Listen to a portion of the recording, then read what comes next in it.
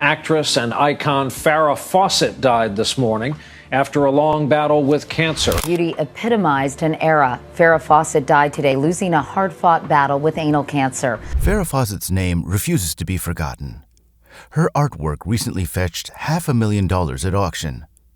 A new generation of celebrities is chasing her legendary look, and hairstylists across the country are seeing a 40% surge in clients asking for the Farrah flip. But that's not what has everyone talking. There are some things that you would like to, I think they're hard enough to deal with privately. I think it's painful. And then when it becomes public and it becomes everyone's business, then it becomes even harder to deal with. Details about her last years are finally coming to light. The real story of how Hollywood treated her behind closed doors is beginning to surface. What was done to her away from the cameras will leave you speechless. She was far more than a beautiful face. She was silently fighting wars no one could see. Farrah Fawcett entered this world as Mary Farrah Lenny Fawcett on February 2, 1947, in Corpus Christi, Texas. She was the youngest of two daughters, brought up in a modest traditional household. Her mother, Pauline Alice, was a stay-at-home mom who carried Choctaw heritage in her blood. Her father, James Fawcett, made his living working on oil rigs. Money was always tight, so the family built their lives around simplicity. Farrah attended St. Patrick's Roman Catholic Church School, and that rigid Catholic atmosphere cast a shadow over everything. It gave her structure. It gave her discipline. Her older sister Diane would later go by the name Donna. But back then, they were simply two girls navigating the same tight streets and carrying the same family burdens together. Even as a young child, Farrah had something burning inside her that couldn't be contained. By the time she was 5 years old, she was already taking home prizes from local art competitions. She sketched and sculpted with a maturity that did not match her age, as if she had quietly discovered something most people spent a lifetime searching for. That hunger to create never left her. And as the years passed, something else began to grow alongside of it. By the time she walked the halls of W.B. Ray High School in Corpus Christi, she was not just a girl with gifted hands. She was the girl who stopped a room the moment she entered it. For all 4 years, her classmates voted her the most beautiful girl in school. Every single year, without exception. It was a kind of recognition that quietly rewires a person's sense of self. Her teachers noticed something deeper too. There was a focus in her, a quiet determination that people would look back on years later and say they always saw it coming. Then 1965 arrived, and a beauty scholarship opened the doors of the University of Texas at Austin. She came in with plans for microbiology. That was the dream she had written down. She settled into Mayfair House on Pearl Street, pledged Delta Delta Delta, and tried to build a campus life. But the plan she carried in did not survive contact with reality. Her face kept drawing attention whether she asked for it or not. She was named one of the 10 most beautiful students on campus, and a Hollywood publicist took notice. Something shifted the moment that happened. At just 18 years old, she made a decision that left people back home shaking their heads. In 1967, she packed her things, walked away from her degree, and headed to Los Angeles with far more courage than certainty. There was no family cheerleading section pushing her forward. She moved on instinct alone, trusting a pull she could not fully explain. But Los Angeles did not roll out any welcome mat. The city put her through the grinder first. Audition after audition ended in rejection. Work was scarce, so she grabbed whatever she could find. She washed hair. She posed for print ads. She kept her expenses razor thin while quietly waiting for her moment. Then, in 1969, she made a move that divided people sharply. She posed for a nude shoot in Esquire magazine. Now the reaction hit like a thunderclap. Half the world called it gutsy. The other half called it the end of her before she even had a beginning. The noise was loud enough to make her wonder if she had just destroyed her own future. But the attention refused to go away, and walls that had been sealed shut began to develop cracks. Around the same period, her hair quietly became its own story. In the early 70s, she leaned into a feathered, flowing style that felt as natural to her as breathing, rooted in the beachy freedom of her Texas childhood. Industry people wrinkled their noses.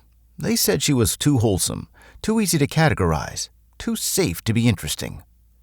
The world completely disagreed. That look swept across the entire decade like a tide. Posters flew off shelves by the millions. Magazines could not get enough of her. Her hair became a cultural symbol, a shorthand for an entire era. The very thing they tried to hold against her became the thing nobody could stop talking about. And yet beneath all that brightness, Farrah carried a quietness that most people never saw. Fame was growing, but her parents back home still wanted her to pack it in and return to Texas. Hollywood felt dangerous and foreign to them. In 1968, she even tried to step back from it all. She flew to Japan to explore modeling and see if a change of scenery might unlock something new. What she found instead was isolation and disorientation. Now, that experience taught her something real about how lonely the pursuit of fame could feel when you were thousands of miles from everything familiar. She came back with her mind made up.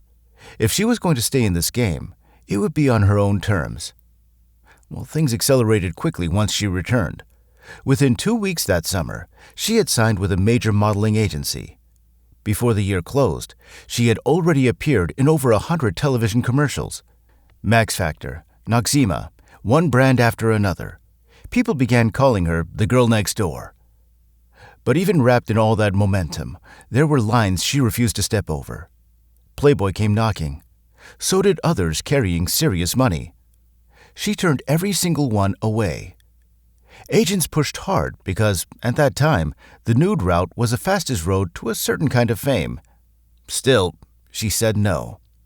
It cost her in the short term, but it also made her someone the industry could not fully own, and that mattered deeply to her. Her first real film credit came in 1969 through a French comedy called Love is a Funny Thing, directed by Claude Lelouch and shot partly in Old Tucson, Arizona. The film landed in France on December 3, 1969. Her part was barely there, a college student with not a single line to deliver, but it put her on a real set with a real director, and that feeling was something. A year later in 1970, she landed her first speaking role in Myra Breckinridge, playing Mary Ann alongside Raquel Welch. Now, the film was drawn from Gore Vidal's controversial novel and carried that weight from the very beginning. The set was chaotic. The material was raw and explicit. The whole production would go down in history more for its dysfunction than anything it created. Farrah herself would later describe it as the most morally bankrupt project Hollywood ever put her into. She felt pressured into taking the role by her boyfriend at the time, Lee Majors, and the experience left a mark on her that did not fade easily. The film crashed at the box office, but somehow, even in failure, her profile grew. That is the strange arithmetic of Hollywood. Between 1967 and 1970, she kept showing up in guest spots on shows like The Flying Nun and Mayberry RFD, always moving, always building, even when the ground beneath her felt uncertain. The parts were small, but audiences liked her. Behind the camera, though, the same pattern kept repeating itself. Scripts were quietly rewritten to put her looks front and center, while her talent got pushed to the side. She felt trapped, boxed in, and that frustration lit a new fire in her. She wanted roles with real weight, something that could finally prove she was far more than just a pretty face. While her personal life was moving just as fast. In 1968, she met Lee Majors on an Italian film set, and their romance turned into front-page news overnight. It raised her profile, but it also came with a price. Majors reportedly pushed her to leave her career behind and focus only on him. People close to her could see the control hiding underneath the charm. Farrah did not bend. She kept working. But the cracks that tension left behind would not stay small forever. Then 1976 arrived and changed everything. Her red swimsuit poster, shot by Bruce McBroom, sold over 12 million copies, becoming the best-selling poster in American history. Overnight, she became a cultural symbol. But while the world celebrated, she felt uneasy. She hated being reduced to an image. She began sneaking her own sculptures into later shoots, quietly trying to remind people that there was a mind behind the face. Well, that same year, she joined Charlie's Angels as Jill Monroe. By the end of season 1, the show was pulling nearly 59% of all TV viewers. Her face was everywhere. Yet, she was earning only $5,000 per episode, while her image was making other people rich. She wanted better scripts. Producers wanted her look and nothing more. Majors was growing jealous at home. The pressure stacked up until something snapped. After just 8 episodes, she walked away, leaving behind a contract worth around $7 million. Producers came back with $10,000 per episode. She still said no. Her poster alone had already made her $400,000 in royalties that year. She wanted 10% of merchandise profits instead of the 2% she was receiving. They refused and hit her with a $13 million lawsuit and pushed to have her blacklisted. They eventually settled. She returned for 6 guest appearances, but the damage was done. Hollywood did not forgive stars who fought back. She paid for that courage with years of cold shoulders. But her stand mattered. It exposed how the industry could devour even its biggest names. The years that followed were rough. Logan's Run, Somebody Killed Her Husband, Sunburn, Saturn III, one stumble after another. The critics were brutal. The Razzies piled up. By 1981, she was auditioning for soap operas just to stay relevant. Bad investments drained her savings. The woman who had once been inescapable was now quietly fighting to be taken seriously. Then 1984 changed everything again. She took on The Burning Bed, playing real-life abuse survivor Francine Hughes. She locked herself in a closet to feel her character's fear. The climactic scream was done in a single take and left the crew completely silent. When it aired on October 8, 1984, the world finally saw what she had always been capable of. An Emmy nomination followed. The swimsuit poster suddenly felt like a different lifetime. She went even further with the Broadway play Extremities in 1983, playing a woman who overpowers her attacker. The fights were real. She left the stage bruised every night. The 1986 film version earned her a Golden Globe nomination. Then, Small Sacrifices in 1989 pushed her into darker territory still, playing real-life criminal Diane Downs with such chilling precision that another Emmy nomination came her way. She had finally become what she always knew she was, a serious actress. It just cost her more than it should have. Nobody questioned her talent anymore. The girl critics once called wooden was now the one holding entire films together. In 1991, she paired with Ryan O'Neal in Good Sports, but the production was a disaster behind closed doors. O'Neal's alcoholism caused constant rewrites and delays. Farrah improvised through scenes he could not deliver. Only 17 episodes aired. She handled it with complete professionalism and kept moving forward. Ruby Cairo in 1992 had $15 million behind it and earned back only $7.7. Critics blamed the plot and her accent. It stung enough that she stepped back from acting entirely and turned to something she had quietly loved for years, sculpting. By 1997, she unveiled 19 bronze male nude sculptures, some priced at $300,000. Critics were split. Some compared her to Rodin. Others called it a celebrity hobby. Collectors bought anyway, and she pushed forward, determined to earn respect somewhere even if Hollywood kept making that difficult. Now, that same year, she joined Robert Duvall in The Apostle. Their styles clashed. He improvised. She prepared. It caused friction and costly reshoots. She even invested her own money into the film. Still, it earned genuine praise and proved how much she was willing to risk for work that mattered. In 2005, she opened her life to cameras in Chasing Farrah, showing her art studio, her loneliness after her split from O'Neal, and the quiet moments fame never reveals. She was done hiding. She let people see the real person. Her marriage to Lee Majors on July 28, 1973, looked like a fairy tale from the outside. But by 1979, his jealousy over her rising fame had turned ugly. He demanded dinners on time. He locked her out of her own home. By 1982, it was over. After the divorce, she fell into something with Ryan O'Neal that burned and faded and reignited for nearly 30 years. In 1985, their son Redmond was born. But Ryan's wandering eye never stayed still. The worst moment came on Valentine's Day, 1997. She arrived unannounced at his Malibu home and found him with a young actress. Ryan panicked so badly, he got both legs stuck in one pants leg while the woman hid under the covers. Farrah calmly asked her name and walked out. She said later that she was devastated, but not surprised. They never truly recovered. That same year, she discovered she had been underpaid for small sacrifices and sued her own production company. She won $1.5 million. Hollywood was stunned.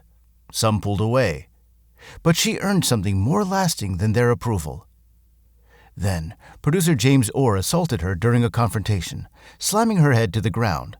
He was arrested and convicted. She testified without flinching, and the case sparked national conversations about how powerful men treated women behind closed doors. Few people knew about Greg Lott, a man she had first met at the University of Texas, whose quiet presence stretched across 30 years, mostly in secret. He became her emotional anchor during her darkest stretches. Only after her death did people learn how deep it ran. Her will left him $100,000. She had quietly entered rehab in 1982 and kept it private for years. Then, in 1997, she spoke openly about her struggles in a Playboy interview, refusing to carry the shame alone. Her honesty made her more human than any poster ever had. In September 2006, she was diagnosed with anal cancer. The tumor was the size of a strawberry. She refused a colostomy and fought through chemo and radiation. On her 60th birthday, February 2, 2007, doctors told her that she was cancer-free. She celebrated and stayed cautious. She had learned by then that nothing was ever truly over. She kept the diagnosis quiet at first. Then in May 2007, the cancer came back and spread to her liver, moving faster than even her doctors anticipated. She decided to stop hiding. She asked her friend, Alana Stewart, to film everything.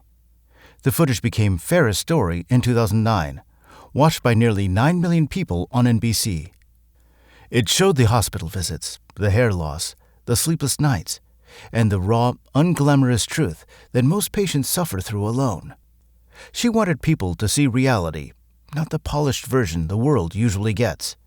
Still searching for something more, she traveled to Germany for experimental treatments at a Frankfurt clinic, including what some described as stem cell therapy unavailable in the United States. The details were never fully confirmed. The process was painful, the language barrier was real, and American doctors were critical. But her willingness to look beyond standard options gave quiet hope to patients who felt that they had run out of roads. Her final months carried pain beyond the illness itself. Cher revealed in her 2025 memoir that Farrah had wanted to spend her last days at Cher's Malibu home near the ocean. Ryan reportedly refused, saying she could stay at his place instead if she wanted to be near the sea. It added a complicated and heartbreaking layer to her final chapter. Her will left $4.5 million to her son Redmond. Ryan received only $25,000 for artwork. She also set aside $3.3 million for the Farrah Fawcett Foundation, which became her most enduring legacy. By 2025, it had raised over $10 million and supported more than 100 cancer studies worldwide. She stayed involved until she could no longer speak. Farrah died on June 25, 2009, at 9:28 in the morning at St. John's Health Center in Santa Monica. Ryan and Alana were beside her. She was buried at Westwood Village Memorial Park. Her friends from her Angels days came to say goodbye. Fans mourned her not just for her beauty, but for the courage it took to let the world witness her pain. By 2025, her name was louder than ever. Her foundation was breaking fundraising records. Salons were reporting a 40% surge in requests for the Farrah flip after Cher's memoir reignited public interest. A new generation was discovering her, not just the poster, but the woman behind it, the one who fought, created, sued, testified, sculpted, and refused on her own terms until the very end. And that was Farrah Fawcett. Not the poster, not the flip, and not the angel in the red swimsuit that sold 12 million copies and made everyone else rich while she fought for her fair share.